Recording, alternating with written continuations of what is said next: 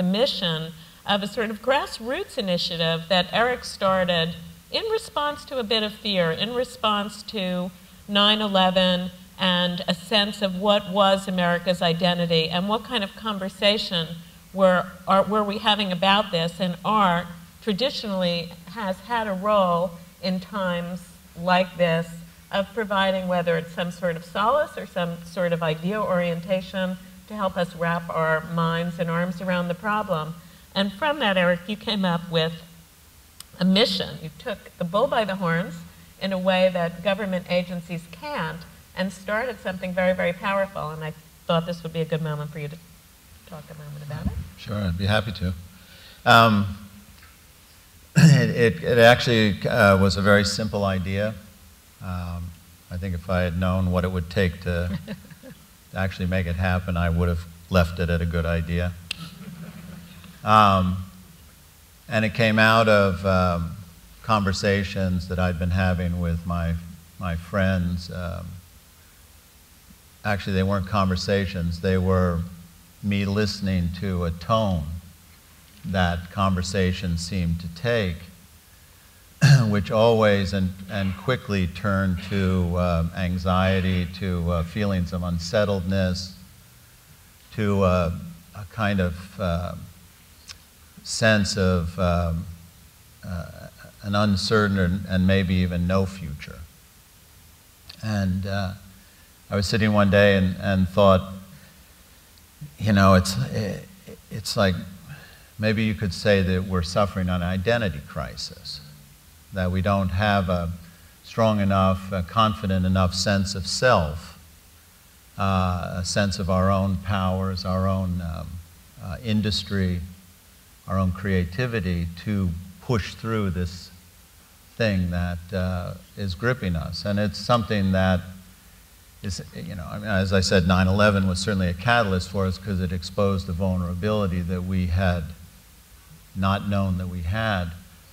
But it was something that has been pervasive over many years throughout all different aspects of our lives, which is, you know, that you know, we certainly have a lot of reason to fear the financial and economic things that have been going on, but also where we look to get away from it briefly, to get some respite, have also become toxic.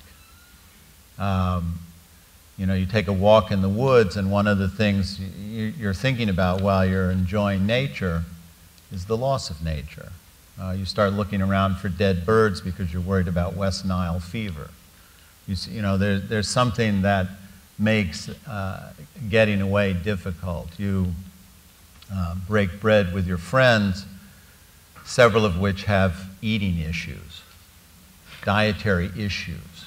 You know, we've somehow managed to turn food into medicine. And so there's kind of no place where there's respite from that, where we can take a breather. And so I thought, okay, so we're suffering an identity crisis. We need to reaffirm what our strengths are. We need to have a dialogue about it, because the dialogue that's happening publicly is sensational, based on fear, anger, vitriol, rhetoric, polemical, etc. I knew that communities wouldn't turn to their artists to ask them to help out, but it's actually something that art does very well, which is that art gives us language, gives us forms, gives us experiences that we can use to share among each other, to have a common experience with, that can sort of create a different kind of exchange. And I thought, because this is a national identity, it requires our great artists to get involved in this. Knowing that no one else would ask, I figure, you know, I know a lot of these great artists, so I'm going to do a shout out, asking them if they would create a work of art specifically about America. I said something between 9/11 and now. Doesn't have to be about 9/11, just something between 9/11 and now. Let's make that the time frame. something that they would like us to think about in relationship to America. And then we would take this work, we would put it onto these specially designed trucks that would go into small towns, into mid-sized cities, go into neighborhoods within cities that are isolated from the culture, go into military bases, state colleges, etc., and use the art as a foundation for dialogue in an attempt to try to change the way we talk to each other and the way we think about ourselves and think about the country. And so that's what I've done. The initial thing was to ask visual artists, but in talking to friends of mine who are poets, they came up with a rather brilliant idea for getting poets involved in this as well, and that was to using the model of a Japanese renga, which is a poetic form, a conversational form where one poet writes 10 lines, a verse, hands it to another poet who responds.